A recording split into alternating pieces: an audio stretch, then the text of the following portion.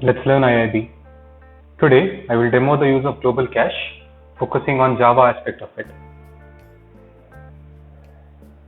Download files from this link given in description. Lab exercise talks about JAXP. What is this?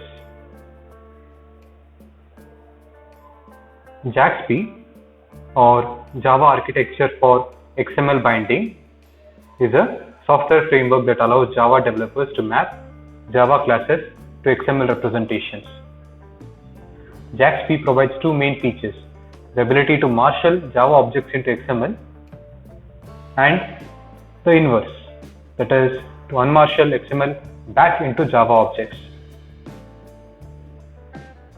Import project interchange into your workspace. You would not have the same database structure as mentioned in the lab exercise, so some modifications are necessary. Now, in your workspace, you will see Employee Service Project with Load Cache Flow. As the name suggests, this flow connects to database with ODBC link and extracts records to ESQL memory. Then pass the records to Java memory space. Now in Java memory space, you would see MB elements being passed in.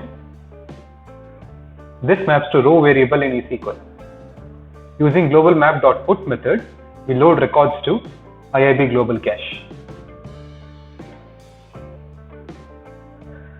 We will create our own project, table, data structures, and everything from scratch. So let's start with the database model. Create a table to store and retrieve records. Insert few records into the table. Model your data structure. I will be using Toolkit Helper utility to convert XML to XSG. Use xjc.exe command available in IIB installation path /common/jdk folder.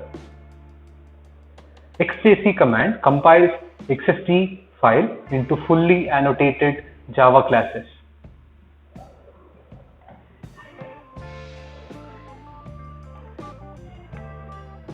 You can use Toolkit Helper utility as well to create JAXP classes. Two classes are created as JAXP objects.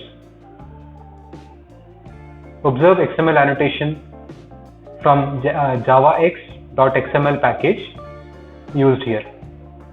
Annotation represents metadata that are added to Java source code. Classes, methods, fields, parameters, and Java packages can be annotated. Next, we create a flow that connects to database, extracts records, and loads into global cache. We will continue this talk in the next video. Watch part 2 of the video that will be published tomorrow, 20th May 2020. After we load cache, many tasks are still pending.